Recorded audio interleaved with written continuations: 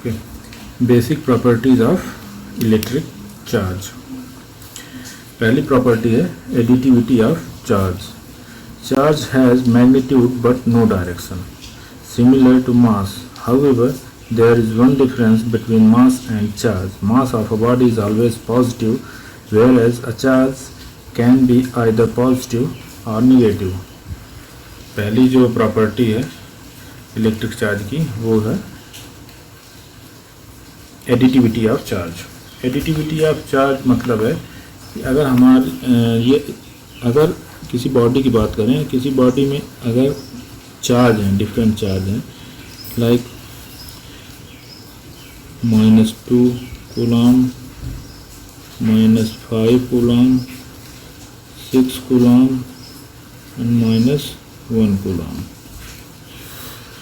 अब यहाँ पे हमें बताना बॉडी का टोटल कितना चार्ज है। तो बॉडी का टोटल चार्ज हमें निकालने के लिए हमें सारे चार्ज को एलजीब्रा मतलब real number, like real number, हमें इनको ऐड करना है विथ साइन। तो लाइक रियल नंबर हम ऐड करेंगे विथ साइन। तो यहाँ पे करेंगे -2 प्लस -5 प्लस -1 प्लस 6, यहाँ पे हो जाएगा 7 8 -8 plus 6 equal to -2 coulomb. -2 coulomb हो जाएगा चार्ज किसका, इस बॉडी का -2 कूलम चार्ज हो जाएगा। तो हमें अगर डिफरेंट चार्ज दिए हैं और उनमें से हमें टोटल चार्ज निकालना है तो उन्हें हमें एल्जेब्रिकली सिंपली ऐड कर देना है like real number but with appropriate sign.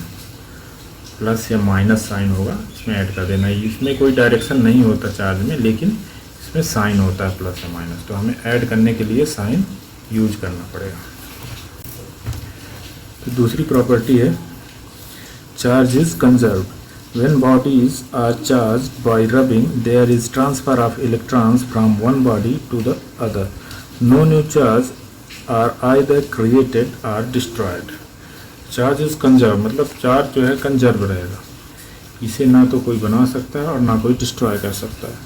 मतलब जब हम कोई बॉडी को चार्ज करते हैं तो उससे हम या तो इलेक्ट्रॉन बाहर निकालते हैं या तो हम उसमें इलेक्ट्रॉन देते हैं, मतलब ऐड करते हैं।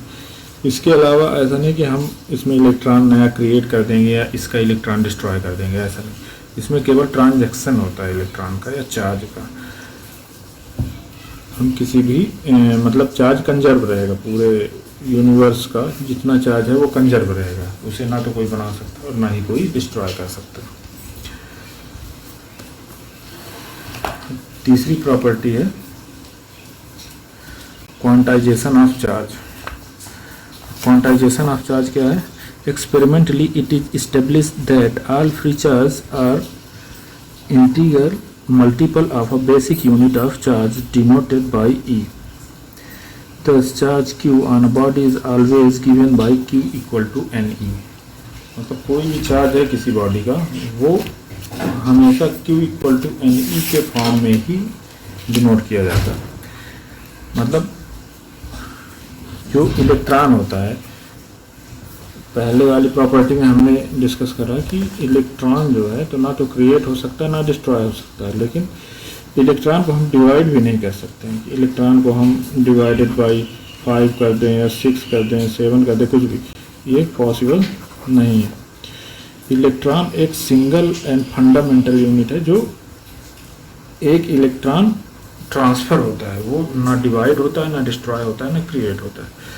मतलब अगर कोई भी चार्ज इस यूनिवर्स में एग्जिस्ट करता है तो वो मल्टीपल होगा इलेक्ट्रॉन का, इलेक्ट्रॉन के चार्ज का मल्टीपल होगा। मतलब n कोई भी रियल नंबर ले सकते हैं, 1 2 3 कोई भी नंबर ले सकते हैं, लेकिन इलेक्ट्रॉन जो चार्ज एग्जिस्ट करेगा वो इलेक्ट्रॉन के चार्ज का मल्टीपल होगा। इलेक्ट्रॉन में चार्ज होता है 1.6 × 10⁻⁻19 कूलम। इलेक्ट्रॉन में इतना चार्ज होता है एक इलेक्ट्रॉन में। अब अगर क्वेश्चन कहीं है कि which of the following charge is possible, which of the following charge is possible, मतलब कौन सा चार्ज एग्जिस्ट कर सकता है। अब वहाँ पे दे दिया ए में 3.2 into 10⁻⁻19 coulomb, B 3.5 into 10⁻⁻19 coulomb, C 2.8 into 10⁻⁻19 coulomb और डी 2.5 इंटू 10⁻⁻19 कूलम। अब अगर हमें चेक करना है, इस टाइप का कोई क्वेश्चन आता है कि which of the following charge is possible to exist in the universe, तो इनमें से हमें देखना है कि इलेक्ट्रॉन के चार्ज 1.6 इंटू 10⁻⁻19, इलेक्ट्रॉन के चार्ज का जो चार्ज मल्टीपल होगा वही एग्जिस्ट कर सकता है इस यूनिवर्स में, उसके अलावा और दूसरा चार्ज एग्जिस्ट नहीं कर सकता। तो यहाँ पे हम देखेंगे, अगर हम n की जगह q इक्वल टू एन जैसे हो सकता है, q इक्वल टू एन से डोनेट करते हैं, तो q में अगर 2 रखते हैं, n की प्लेस में 2 रखते हैं, यहाँ रखते हैं 1.6 इंटू 10⁻⁻19, तो ये आएगा 3.2 इंटू 10⁻⁻19 कूलम, मतलब ये चार्ज एग्जिस्ट कर सकता है, तो ये चार्ज पॉसिबल है। 3.2 इंटू 10⁻⁻19 कूलम, ये चार्ज पॉसिबल है, बाकी के चार्ज पॉसिबल नहीं है, तो आंसर होगा ए। नेक्स्ट पेज में एक एग्जाम्पल दे रखा है रियलाइज करने के लिए कि 1 कूलम चार्ज कितना बिग, कितना बड़ा होता है 1 कूलम चार्ज।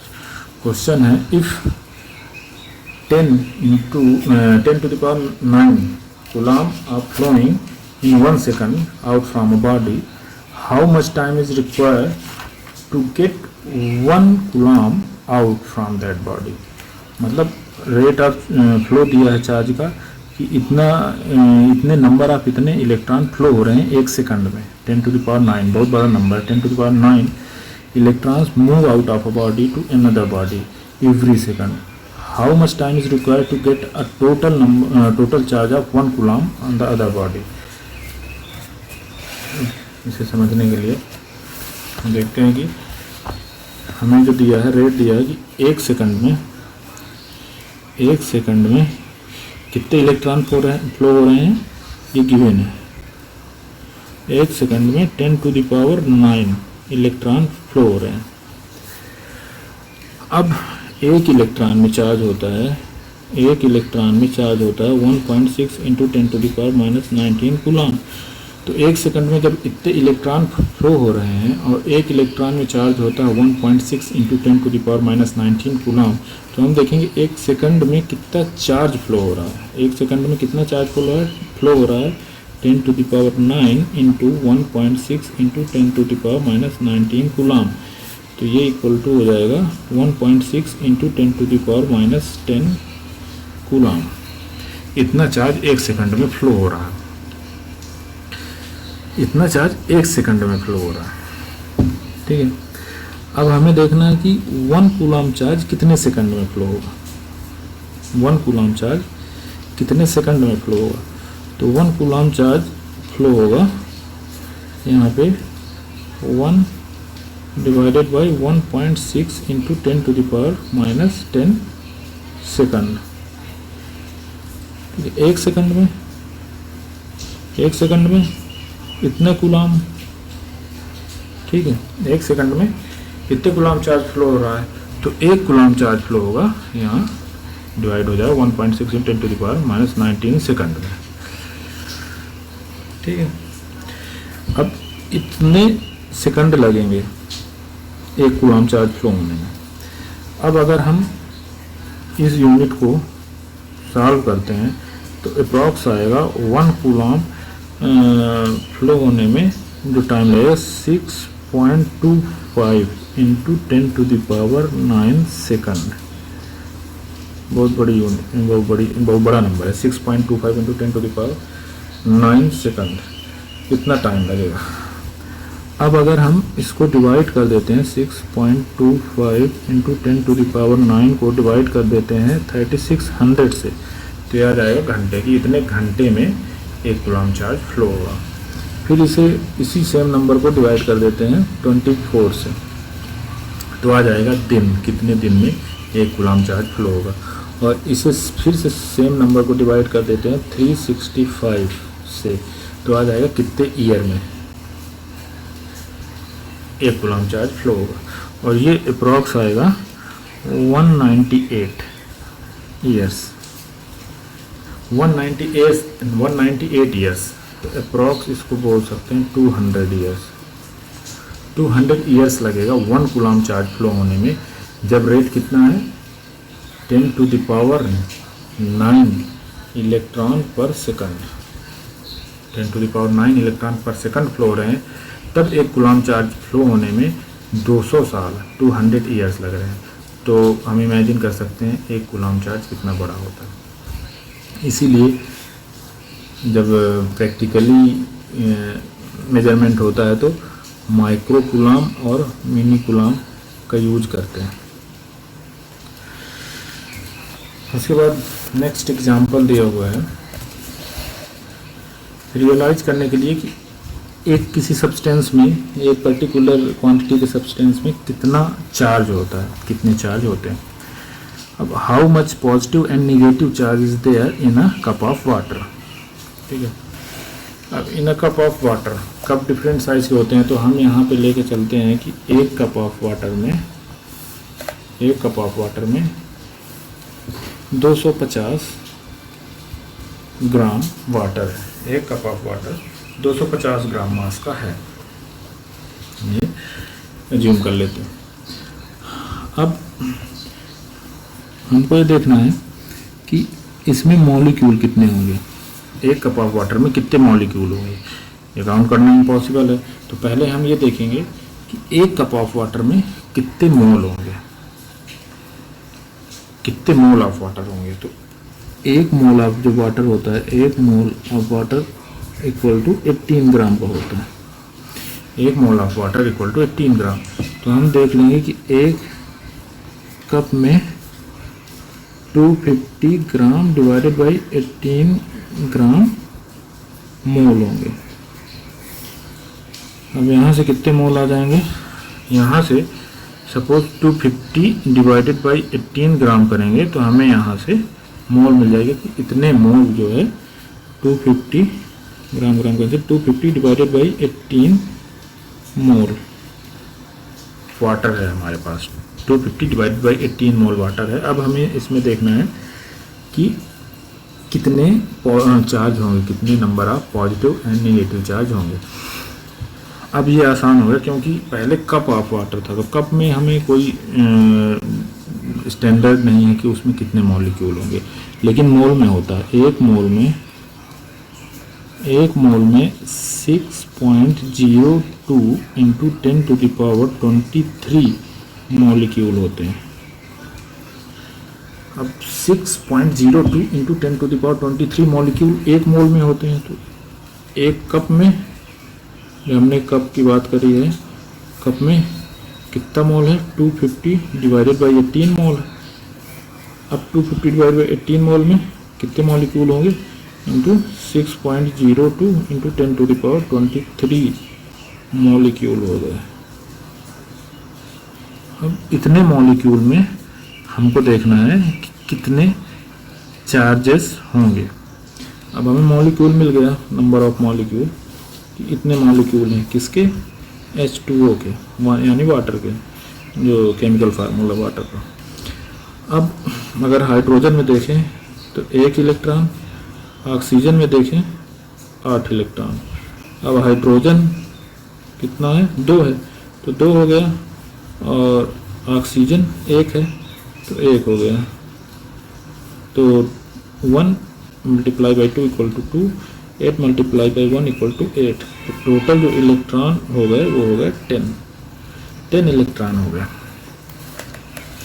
टोटल जो इलेक्ट्रॉन हो गए, हाइड्रोजन में 1 इलेक्ट्रॉन होता है और ऑक्सीजन में, आउटर शेल में 8 इलेक्ट्रॉन होते हैं।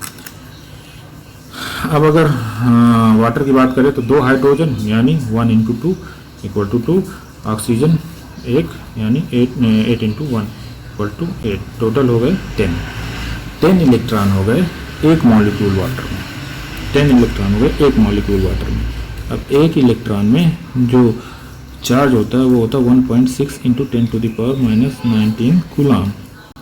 तो एक कप, जो हमने कप की बात करी है, उसमें जो टोटल चार्ज होगा वो होगा 250 डिवाइडेड बाई 18 इंटू, पहले मोल लिख लेते हैं, मॉलिक्यूल लिख लेते हैं, number of molecule, 250 divided by 18 into 6.02 into 10⁻23, ये हो गए मोल, इतने मोल मॉलिक्यूल हो गए, number of molecule, number of molecule है, इतने नंबर ऑफ मॉलिक्यूल हैं, multiplied by 10 electron, multiplied by 10 electron, multiplied by 10 electron कितने हैं एक मॉलिक्यूल में? 10 इलेक्ट्रॉन है, तो टोटल जो इलेक्ट्रॉन होंगे वो मल्टीप्लाइड बाई 10 से आ जाएंगे। अब एक इलेक्ट्रॉन में कितना चार्ज है इसे मल्टीप्लाई कर देंगे तो टोटल चार्ज आ जाएगा। एक इलेक्ट्रॉन में 1.6 इंटू 10⁻⁻19 कूलम, ये आ गया टोटल चार्ज। और ये चार्ज आएगा आपका 1 कप में, ये चार्ज आएगा लगभग 1.34 इंटू 10⁻7 कूलम, बहुत बड़ा नंबर है, 1.34 इंटू 10⁻7 कूलम, मतलब एक कप ऑफ वाटर में इतना चार्ज होता है। हालांकि वो इलेक्ट्रिकली न्यूट्रल होता है, लेकिन अगर उसमें चार्ज की बात करें तो 1.34 इंटू 10⁻7 कूलम का चार्ज होता है। Thank you.